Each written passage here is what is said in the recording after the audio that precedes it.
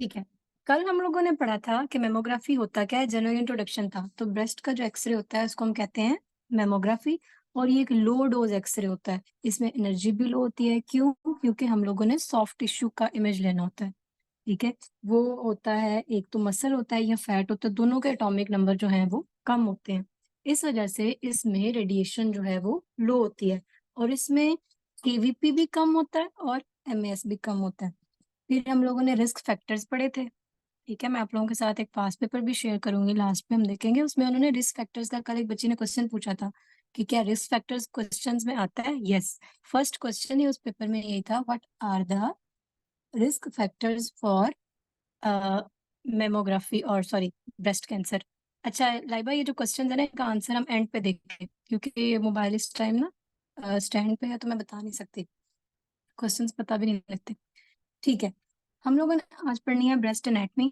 तो सबसे पहले हम लोगों को ये चीज पता होनी चाहिए कि ब्रेस्ट जो है वो अ, वो एज ग्रुप के अकॉर्डिंग भी उसकी उसका जो टेक्सचर है, उसका जो स्ट्रक्चर है वो डिफरेंट होता है।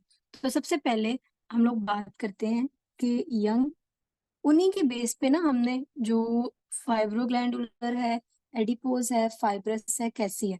तो जो नॉर्मल ब्रेस्ट होती है 3 तरह की होती है। इसी बेस पे फिर हमने आगे बायराइट्स क्लासिफिकेशन इसकी बनाई है, जो एक के उसमें फिर हम वो कैटेगरी क्या होती है उस बेस पे फिर बताया जाता है कैंसरस है, बिनाइन है, या किस तरह की डिजीज है, या नॉर्मल है। ठीक है, तो इसलिए हम लोग ब्रेस्ट की टाइप के बारे में पहले पढ़ते हैं कि 3 तरह के प्रिंसिपल जो टिश्यूज होते हैं वो 3 तरह के होते हैं। इसमें नंबर 1 फाइब्रस, फिर आ जाता है ग्लैंडुलर, फिर आ जाता है जी एडिपोज। एडिपोज टिश्यू कौन सा होता है? जो फैट होती है। ठीक है, और मेनली जो ब्रेस्ट होती है उसमें फैट ज्यादा होती है। अब यंग की बात करें तो यंग एज में जो ब्रेस्ट का टेक्सचर होता है वो क्या होता है मोस्टली, और वो होता है डेंस। और इसको फिर इमेज करना, इसका इमेज लेना, इसकी मेमोग्राफी परफॉर्म करना भी बहुत मुश्किल होता है। ठीक है, मोस्टली एक तो साइज बड़ा होता है, या उसका टेक्सचर कह लें बहुत ज्यादा डेंस होता है, उस पर लियंस ऐसे पता नहीं लगती। ठीक है जी। और इसमें फिर जो है क्या कहते हैं, इसमें एक तो डेंस होता है और क्या होता है, ग्लैंडुलर होता है। तो यंग ब्रेस्ट होती है वो ग्लैंडुलर होती है। फिर जैसे जैसे पेशेंट की एज बढ़ती जाती है तो ओल्डर एज में जो ब्रेस्ट का स्ट्रक्चर होता है या टेक्सचर होता है वो फैटी होता जाता है, यानी उसमें फिर ज्यादा कौन सा टिश्यू होगा, एडिपोज। तो ये चीज आपने याद रखनी है कि अगर यंग है तो वो डेंस होगी, डिफिकल्ट टू इमेज होगी। अगर ओल्डर है तो वो फैटी होगी, वो एडिपोज की तरफ जाएगी। फाइब्रस से स्टार्ट होते होते ग्लैंडुलर, फिर एडिपोज, और जो है वो ओल्डर में एडिपोज में आ जाता है और फैटी आ जाता है। 3 तरह के टिश्यूज होते हैं, फाइब्रस है, ग्लैंडुलर है और एडिपोज, यानी कि फैट का टिश्यू होता है उसमें। अगर पेशेंट जो है वो प्री मीनोपॉजल है, मीनोपॉज क्या होता है?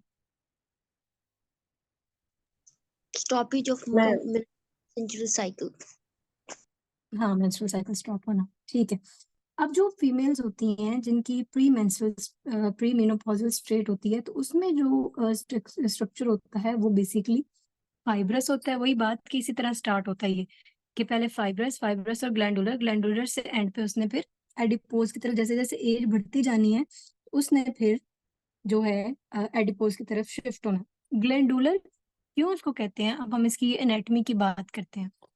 बेसिक स्ट्रक्चर किस तरह का होता है, ये पोस्टीरियर साइड है जो वॉल के साथ है, चेस्ट वॉल के साथ जो टच, और ये एंटीरियर साइड है। इस तरह हमने इसकी एनाटॉमी पढ़नी है।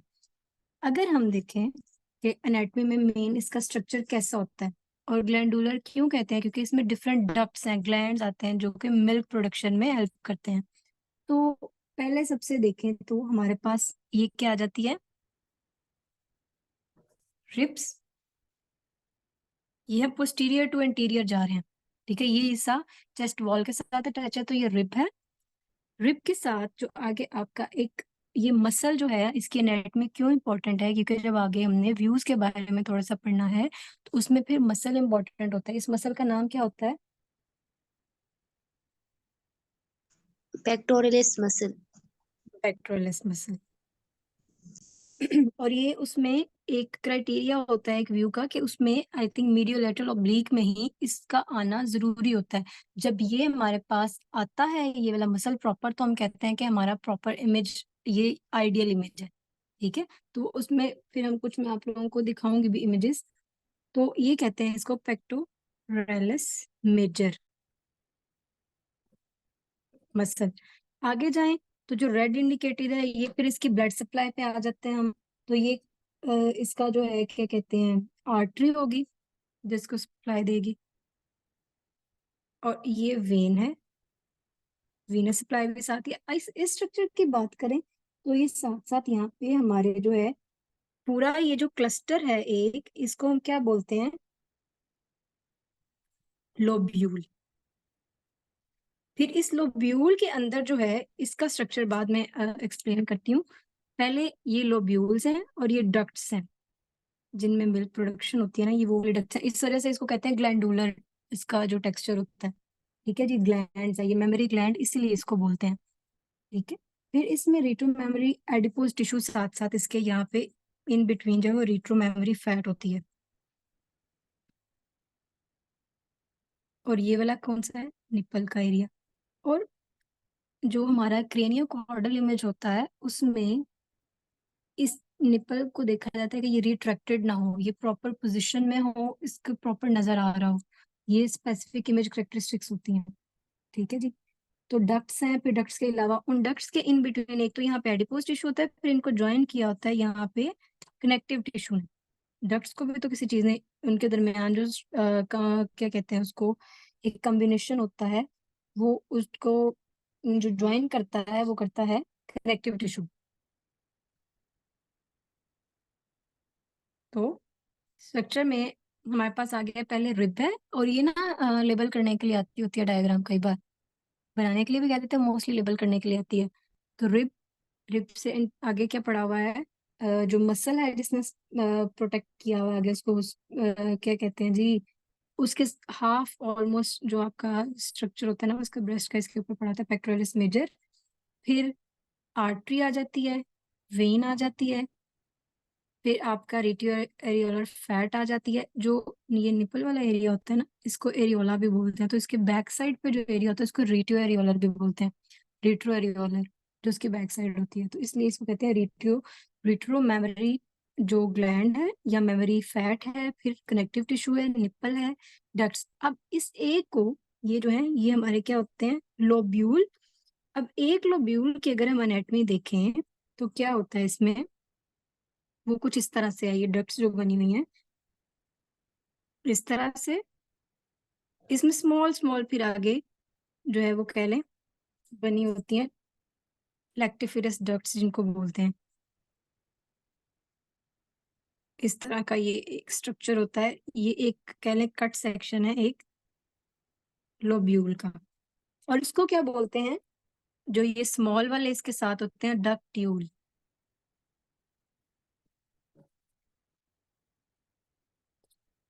और इसकी ये वाली डक्ट कहलाएगी एक्स्ट्रा लोब्यूलर डक्ट।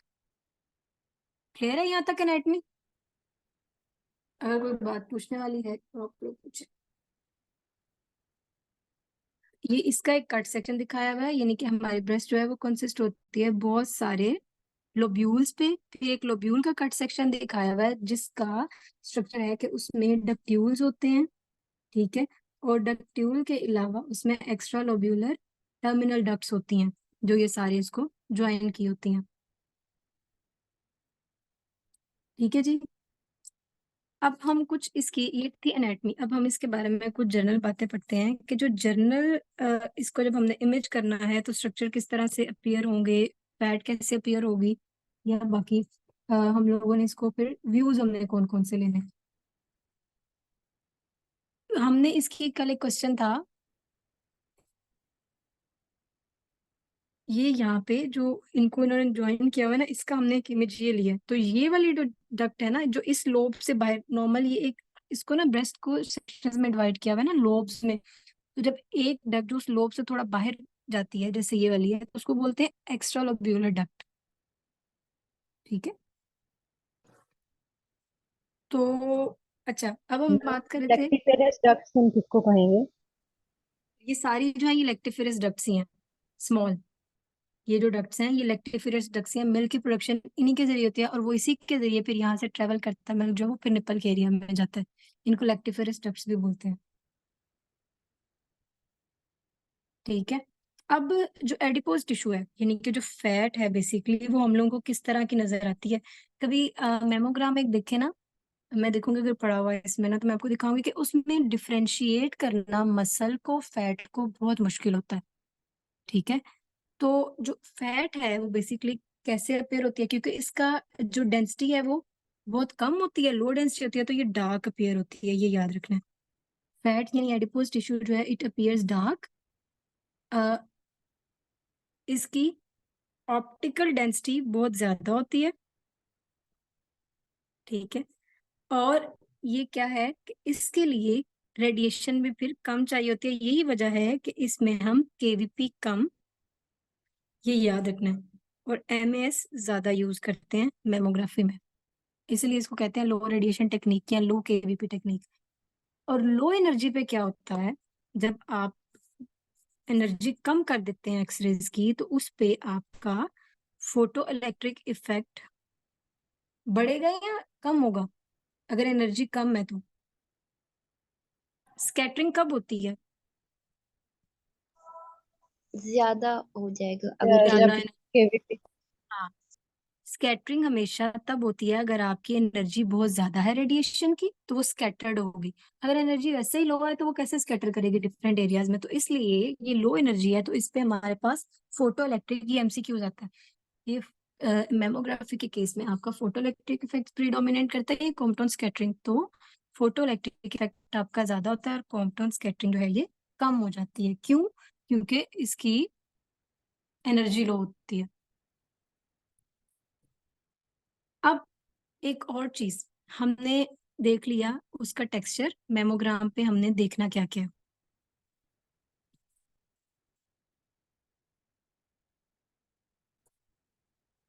एक तो आपने देख लिया उसका स्ट्रक्चर, टेक्सचर, कि वो फाइब्रस है, ग्लैंडुलर है। फिर आपने उसमें देखना क्या है, माइक्रो कैल्सिफिकेशंस। क्योंकि ये देखिए, ये ब्लड सप्लाई है ना इसकी, आर्टेरियल भी है, वीनस भी है। तो इनमें भी जिस तरह हार्ट के केस में हमने पढ़ा था कि कैल्सिफिकेशन हो जाती है आर्टरीज में, एज रिलेटेड भी आ जाती है, तो इसी तरह माइक्रो कैल्सिफिकेशन इसमें भी हो जाती है। तो वो किस तरह का होता है कि अगर लेट्स सपोज कि अगर आपने कोई क्रेनियो कॉर्डल इमेज, नॉर्मली जो क्रेनियो कॉर्डल इमेज होता है ना, वो यूं आता है हमारे पास। ठीक है, ऐसे उसका बना होता है क्रेनियो कॉर्डल का, क्योंकि आपने इस तरह इमेज लिया होता है। तो क्रेनियो कॉर्डल के केस में क्या होता है, क्रेनियो कॉर्डल में जो है, अगर let's suppose this is nipple area, तो ये जो डक्ट्स होती है, तो इस पे white white white white white ऐसे ऐसे ऐसे हम लोगों को ना इस तरह के ग्रेन्यूल्स लाइक नजर आ रहे होते हैं। तो वो कोई मिलिग्नेंसी या कुछ इस तरह नहीं होती है, वो ना माइक्रो कैल्सिफिकेशन होती है। और वो एज रिलेटेड होती है, जैसे जैसे एज बढ़ती जाएगी टेक्सचर चेंज होता जाएगा। तो इनकी भी जो आर्टरीज है, ब्रेस्ट की भी जो आर्टरीज है, उसमें भी फिर कैल्सिफिकेशन होना शुरू हो जाती है। ठीक है। तो हम लोगों ने इसके ऊपर क्या देखना है, माइक्रो कैल्सिफिकेशन जब मेमोग्राम करना है, मेलिग्नेंसी, मेलिग्नेंसी के बाद आपने देखना है कोई बिनाइन ट्यूमर कोई भी। ठीक है जी। फिर जो माइक्रो कैल्सिफिकेशन है ना, ये डिफरेंट साइज की हो सकती हैं, स्मॉल हो सकती हैं। फिर इनको जो है वो क्या कहते हैं, अगर कैल्सिफिकेशन का कुछ साइज उन्होंने दिया हुआ है कि अगर लेस देन ये 500 माइक्रोन ग्राम है, ठीक है, अगर तो इससे कम है तो आप इग्नोर करेंगे इसको। लेकिन अगर इससे ज्यादा है तो फिर आप इसको, पेशेंट को दोबारा बुलाएंगे, इसका अल्ट्रासाउंड करेंगे, या आप कह लेंगे कि फिर आप इसको स्क्रीनिंग पे रखेंगे, इस तरह के पेशेंट को। मेलिग्नेंसी देख लिया आपने, फिर जो है क्या कहते हैं, आपने इसको बिनाइन देख लिया, टेक्सचर देख लिया, ये सारे। अब जो है हम ये देखते हैं, सबसे जो हमने पढ़ा फाइब्रस, ग्लैंडुलर और एडिपोज, इनमें से सबसे ज्यादा जो रेडिएशन सेंसिटिव टिश्यू होता है वो कौन सा होता है? ग्लैंडुलर। यही वजह है, कल किसी ने क्वेश्चन किया था कि हम लेस देन 40 हम क्यों नहीं मेमोग्राम करते, क्योंकि उससे पहले वो प्री मेनोपॉजल स्टेट होती है, तो वो ग्लैंडुलर ज्यादा होता है, फाइब्रस ज्यादा होता है।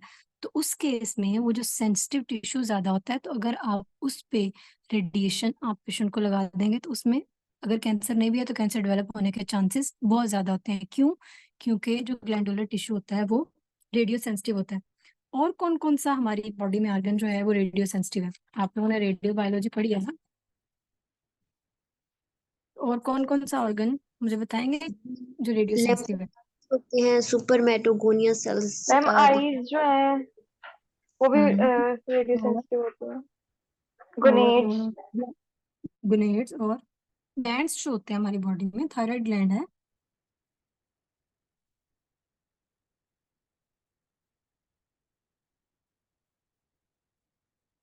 ठीक है।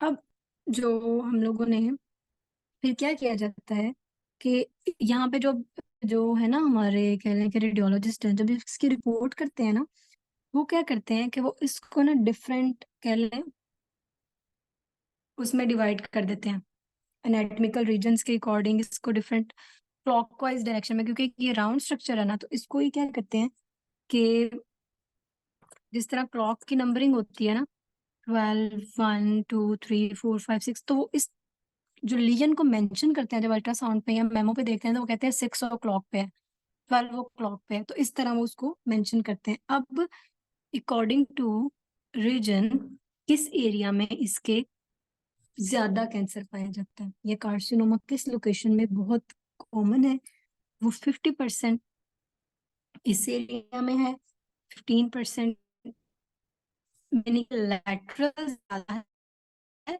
ये साइड मीडियल कम है, लैटरल वो जो आपकी एक्सिला वाली साइड है, ठीक है, यहाँ पे मोस्टली ये एक्सिलरी एरिया में, इसलिए तो फिर एक्सिलरी टेल व्यू भी करवाया जाता है, और इसीलिए पेक्टोरलिस मेजर मसल को भी इंक्लूड किया जाता है, ताकि एक्सिला में ज्यादा लिम्फ नोड्स भी पड़े होते हैं और ये कार्सिनोमास भी पड़े होते हैं। 10% रेवस क्वाड्रेंट में होता है और 5% मीडियल क्वाड्रेंट में होता है, लोअर मीडियल में। तो सबसे ज्यादा जो चांसेस होते हैं वो अपर लेटरल क्वाड्रेंट में, ये मीडियल, ये लेटरल, ये अपर लेटरल हो गया, और ये अपर मीडियल, ये लोअर लेटरल और ये लोअर मीडियल। तो सबसे ज्यादा किस में होते हैं? अपर लेटरल क्वाड्रेंट में, ठीक है जी।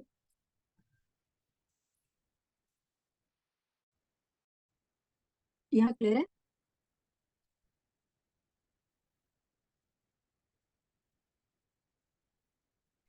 Yes ma'am. तो इसमें अगर हम लोग देखें कि हम फिर जो हमने बात की कि इसमें केवीपी क्या रखा जाता है? लो। तो जब केवीपी लो रखा जाता है, मुझे ये बताएं, आपने सेकेंडरी में पढ़ा, हमने बहुत डिस्कस किया इंटेंसिटी को, क्वांटिटी को, क्वालिटी को, तो केवीपी किस चीज को कंट्रोल करता है एक्सरेज की? क्वालिटी को। तो अगर केवीपी हम कम कर देंगे तो क्वालिटी कम होगी, कम हो यानी कि जाएगी। पेनिट्रेबिलिटी भी कम होगी। इसी वजह से फिर हम इसके साथ हम क्या करते हैं कि एमएएस को बढ़ा देते हैं, तो उससे क्या होगा? नंबर ऑफ एक्सेस ज्यादा हो जाएंगी, क्वांटिटी ज्यादा हो जाएगी, तो उतनी मतलब वो अमाउंट ज्यादा हो जाएगी, तो फिर हमारा जो मेमोग्राफी पे हमारा इमेज बनता है वो इस टेक्निक से बनता है कि हम नंबर ऑफ एक्सरेज को ज्यादा कर देते हैं और उस वजह से हमारे पास ये सॉफ्ट टिश्यू जो है वो उसका इमेज आ जाता है। और इसके लिए फिर हम केवीपी कितना लेते हैं? 20। नॉर्मल हम 75 तक केवीपी, ठीक है। तो इसमें हम लेते हैं 23 to 28 तक, ठीक है जी। ये याद रखना है, इतना लो होता है इसमें केवीपी।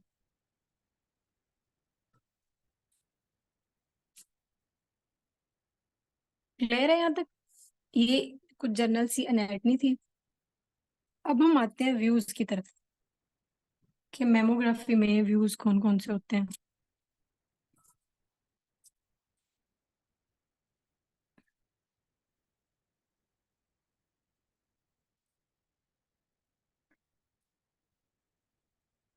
मशीन मैंने आप लोगों को दिखाई कल ग्रुप में, जो मैंने पिक्चर भेजी थी वो डिजिटल मेमोग्राम की मशीन थी, वो फ्लैट पैनल आपने देखा होगा दूसरा, और साथ एक स्टीरियोटेक्टिक बायोप्सी की मशीन थी, वो भी हम टेक्निक पढ़ेंगे जैसे जैसे हम आगे डिस्कस करेंगे इमेजिंग सिस्टम को। ठीक है, तो मेमोग्राफी के व्यूज जो बेसिक हमने कल बात की थी, एमएएस जो है वो डोज इंक्रीज करता है, लेकिन हम एमएएस भी इतना ज्यादा नहीं बढ़ाते जितना हमारा एक्सरे में या फ्लोरोस्कोपी में होता है। ठीक है, वो इसके बरक्स उनके बरक्स जो है वो कम ही होते हैं। वो आगे जब हम मेमोग्राफिक इमेजिंग सिस्टम पढ़ेंगे उसमें भी हम आगे बकायदा इसको डिस्कस करेंगे। ठीक है, नॉर्मल मैंने बताया था केवीपी की रेंज हमारी 70 to 100 होती है, लेकिन इसमें हमने 70 से भी कम 20 to 28 या 23 to 28 कर लिया, इतना हम इसमें यूज करते हैं। और एमएस भी इसका जो है वो उससे कम होता है, 100 राउंड अबाउट इससे कम ही होता है। ठीक है, व्यूज की बात करें तो व्यूज जो है हमारे पास होता है, जो दो यूज किए जाते हैं नॉर्मल, वो है सीसी और MLO. CC stands for craniocaudal. Craniocaudal का मतलब ये है कि लेट्स सपोज इस ये एरिया में आपने यहाँ पे, ये नीचे क्या है, कैसेट, ये ऊपर ब्रेस्ट प्लेस की हुई है और ट्यूब आपके ऊपर है। तो आपने जब इस सेक्शन में इमेज लिया तो वो क्रेनियम हेड साइड से आती है और फीट साइड से निकलती है, तो उसको कहते हैं क्रेनियो कॉर्डल इमेज। ठीक है जी, अगर ट्यूब आपकी ऊपर है और ये नीचे है तो इसको क्या कह देते हैं, क्रेनियो कॉर्डल। सेम वो जो एपी और पीए वाला हम लोगों ने पढ़ा था ना, वही है, लेकिन इसमें नाम डिफरेंट है। क्रेनियो कॉर्डल, तो इसलिए इसमें आपने दो व्यूज लेने थे, राइट लेफ्ट दोनों के, क्रेनियो कॉर्डल। फिर एमएलओ है, वो भी राइट लेफ्ट का, और इसको बोलते हैं मीडियो लैटरल ओब्लिक। ये 45 डिग्री पे। अब मीडियो लैटरल क्या होता है कि लेट्स सपोज आपने इस साइड पे आपकी वो है कह लें ट्यूब, और आपने मीडियल साइड से दिया तो वो इमेज कुछ इस तरह से बनेगा, मीडियल और ये लेटरल, इस तरह से आपकी वो कह लें बीम पास करती है, तो इसको कहते हैं मीडियो लैटरल। ये है मीडियो लैटरल। अब आपने इसको 45 डिग्री का ट्यूब को जब आप एंगल दे देते हैं तो उसको कहते हैं मीडियो लैटरल ओब्लिक। 45 डिग्री एंगल पे आपने लेके आना होता है ट्यूब को। ठीक है, जो व्यूज हैं या जो चीजें हैं, ये आप लोगों को ना, मैंने जो थर्ड ईयर को वाइवा की प्रिपरेशन करवाई है ना मेमो की, उसमें भी आपको ये चीजें क्लियर हो जाएंगी, वो देख लीजिएगा, उस पे चैनल पे होगा। तो क्रेनियो कॉर्डल एमएलओ, ये दो जनरल व्यूज हैं जो आपने हर पेशेंट में, अगर स्क्रीनिंग है डायग्नोस्टिक है तो ये किए जाते हैं। कुछ पेशेंट्स मैंने बताया जिनकी एक्जिला पे या किसी और इन व्यूज पे ये कह लें कि छोटी सी लीन है और सस्पिशन है, तो उनमें फिर हम कुछ एडिशनल व्यूज करते हैं। वो एमएल हो सकता है, लेट्रोमीडियल हो सकता है, मीडियो लेटरल। हाँ, पेशेंट पेशेंट का भी एंगल होता है। पेशेंट की बहुत कह लें कि डिफिकल्ट पोजीशन होती है, पेशेंट बकायदा यूं लेटा होता है, इस तरह लेटा होता है और यहाँ पे उसको प्लेस किया जाता है इस एरिया में, और पेशेंट ने बकायदा यूं जैसे मशीन को पकड़ा होता है साइड पे, जैसे लेटते हैं ना, पेशेंट की भी 45, पेशेंट का भी एंगल होता है और मशीन का भी एंगल होता है, क्योंकि सेट ही नहीं हो रहा होता, स्ट्रक्चर ही ब्रेस्ट का सेट नहीं हो रहा होता। इतना छोटा सा तो वो पैनल होता है जहाँ पे अपने ब्रेस्ट का स्ट्रक्चर सेट करना होता है। तो कुछ पेशेंट्स जिनमें आपके लीजन्स मिस हो जाती हैं तो उसमें आप craniocaudal mediolateral oblique के अलावा आप एमएल यानी कि simple mediolateral, LM lateromedial, फिर एक टेंजेंशियल व्यू होता है, वो करते हैं। ये भी इसमें डिग्री या एंगल कह लें थोड़ा ज्यादा कर देते हैं। फिर आ जाता है आपके पास एक मैग्निफिकेशन मेमोग्राफी या मैग्निफाइड व्यू आ जाता है। मैग्निफिकेशन व्यू हम क्यों करते हैं, लेट्स सपोज कि आपने ये परफॉर्म किया तो इसमें आपको इस एरिया में एक लीजन मिला है, लेकिन वो बिल्कुल स्मॉल सा है, फिर आप क्या करते हैं कि इस एरिया को सिर्फ इमेज करते हैं, मैग्नीफाई कर लेते हैं। ठीक है, और सिर्फ इसको इमेज करते हैं तो उसको कहते हैं मैग्निफिकेशन मेमोग्राफी, के जिस एरिया में आपको सस्पिशन होती है कि यहाँ पे कैंसर सेल्स पड़े हैं या यहाँ पे कोई कैल्सिफिकेशन है, तो उसको आप जो है वो अच्छे से इमेज कर लेते हैं, तो उसको कहते हैं मैग्निफिकेशन मेमोग्राफी। ठीक है, ये कुछ जनरल व्यूज थे।